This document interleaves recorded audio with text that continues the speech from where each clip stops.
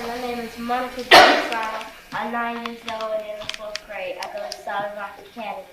My talent is that I like to sing.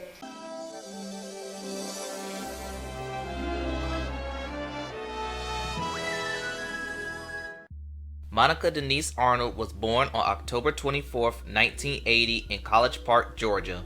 Her mother was a Delta Airlines representative and her father was a mechanic for the Atlanta Freight Company. As early as 2 years old, she started to perform in her mother's church. Her parents separated in 1984 and divorced in 1987. At the age of 10, she continued to showcase her talents through her local talent shows until she joined Charles Thompson and the Majestics, which is a traveling gospel group. She attended North Clayton High School, which is ironically the same high school that rapper 2 Chainz was also attending at the same time. In 1992, while performing a showcase, she was discovered by Dallas Austin and offered her a record deal to Rowdy Records, who had a deal with Arista Records. She will be mentored by rapper and living single actress Queen Latifah, but she wouldn't release an album until 1995. It's just one of them days when I wanna be all alone. In April 1995, at the age of 14, she released her debut single, Don't Take It Personal, It's Just One of Them Days. The song shot to #1 on the R&B charts, becoming the youngest female artist to go #1 on that chart. The song also did well on the pop charts, peaking at #2. Fellow Atlanta group TLC kept it from going #1 on the Billboard Hot 100s. On July that same year, she released her debut album, Miss Thang. Her other singles included Like This and Like That, Before You Walk Out of My Life, and one of my favorite songs of all time, Why I Love You So Much, all peaking within the top 10 on both charts, as the album will be certified triple platinum.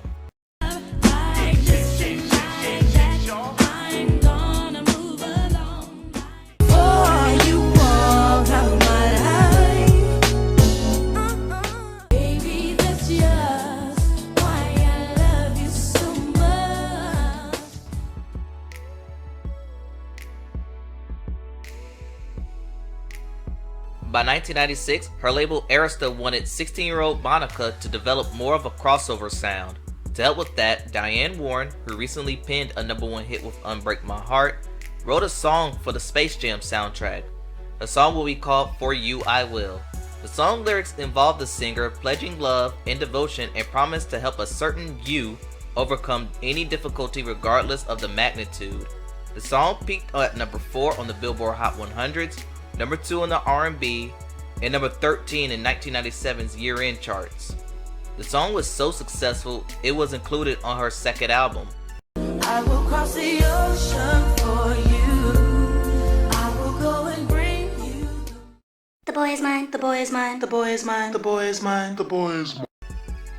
In 1998, another teenage R&B singer, Brandy, was dominating the genre. The Boy Is Mine was originally supposed to be a Brandy solo single, but her team felt like the song would do better as a duet and recruited Monica to record. A rumored catfight took place in the studio.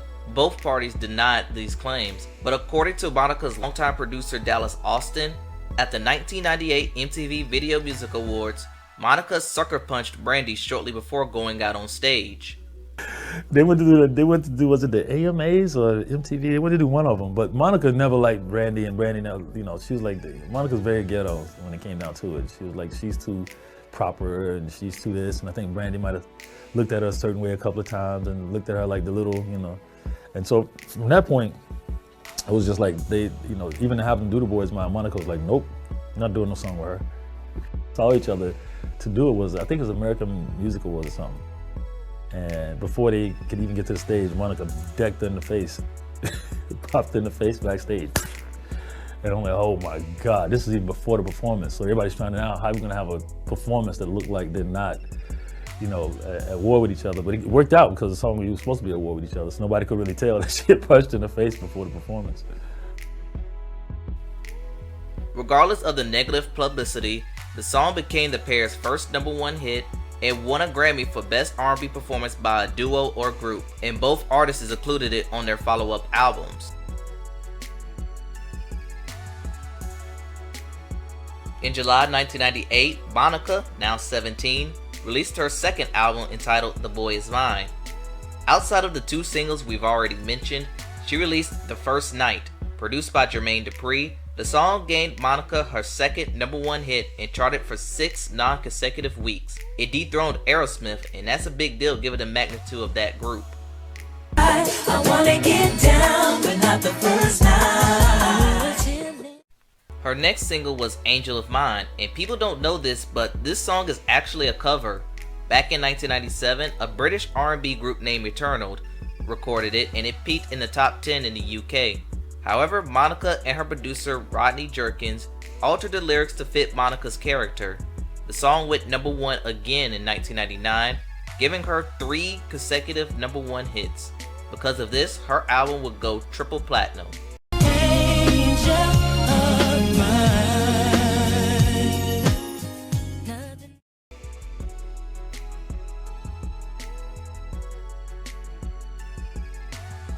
Despite her success in 1998 and 99, some of Monica's and perhaps Brandy's mainstream success was being taken away due to the arrivals of Britney Spears and Christina Aguilera. Both had better marketing. But around this time, Monica was dealing with some personal hardships. Shortly after winning her Grammy in 1999, she lost a cousin due to a brain aneurysm at 25. Then came the traumatic incident with her boyfriend, Jarvis Weems. Weems lost his brother in a car accident in 1998. The couple decided to visit his gravesite.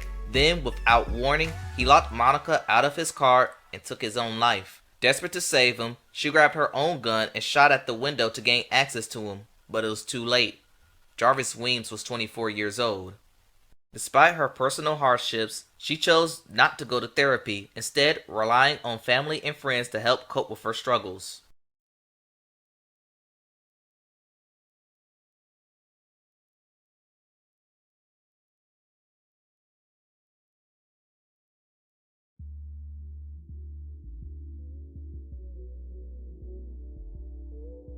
In the year 2000, Monica gained her first film role in the MTV film Love Song. There, she played a young woman torn between the life her parents planned for her and the world she experienced after meeting a musician from the wrong side of the track. In 2002, Monica began to work on her third album. She released a single called All Eyez on Me, but it failed to crack the top 50.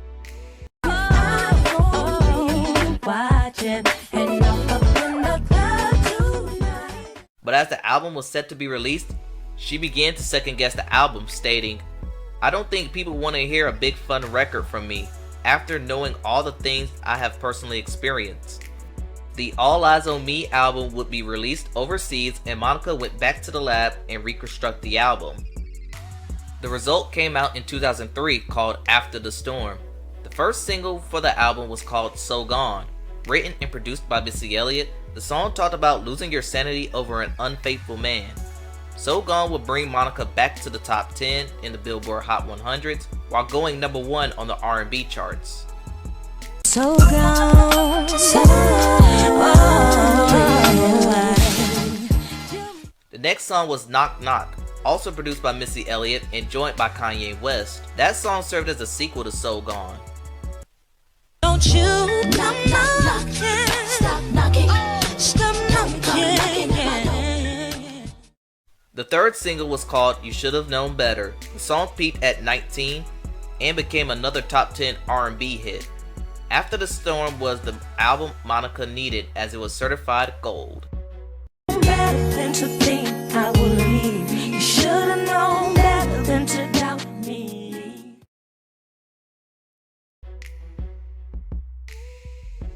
Monica's personal life was beginning to take shape. She started to date Rocko Hill during the time she described as her weakest. The couple broke up but got back together as she was pregnant with their first child. A son named Rodney Rocko Jr. was born in 2005. Today, he's a SoundCloud rapper under the name Rodney with 2 Y's. In 2007, the couple became engaged. Shortly after that, a second son named Romello Hill was born in 2008. The pair split for good in 2010.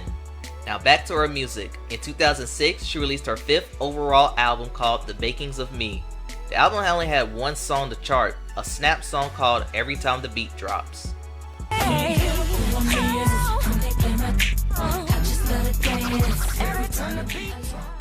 The album itself underperformed, and after other singles failed to make noise, she decided to forego the promoting process of the album. Now I want to pause this bio because I want to discuss a way Monica likes to express herself.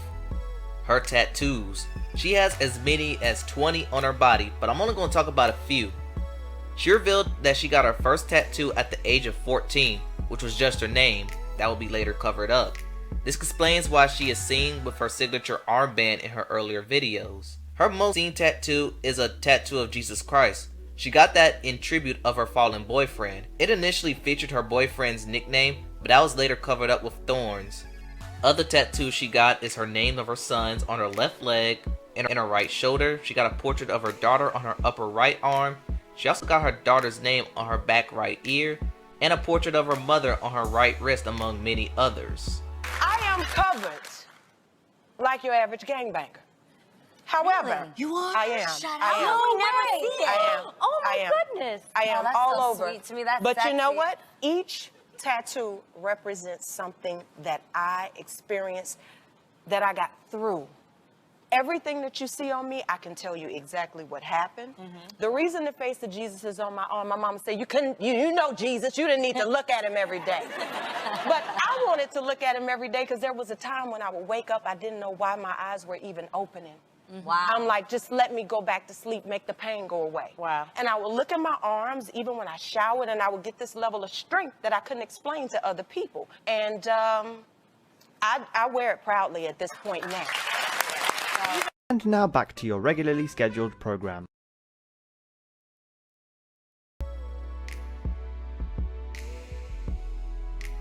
By 2009, Monica's music career was fading away, so BET decided to base a reality show called Monica Still Standing. The reality show documents Monica recording and constructing her comeback album. After the series wrapped, she released her 6th overall album, ironically called Still Standing. The first single from the album was a sample of a Denise Williams classic song, Silly, called Everything to Me. You're everything to me.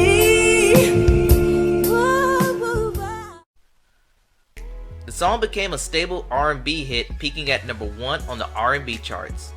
In 2010, she received the BET Centric Award for the single. That same night, she performed her song and brought out Denise Williams to perform her classic song, a highlight of that year's BET Awards.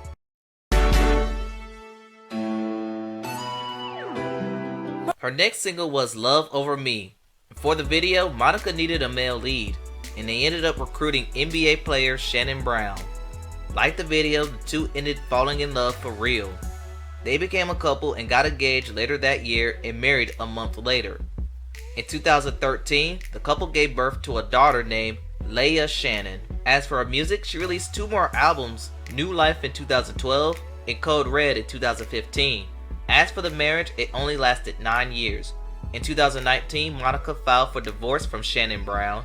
Reasons for the divorce involved irreconcilable differences, and rumors of Shannon Brown's infidelity throughout the marriage was present.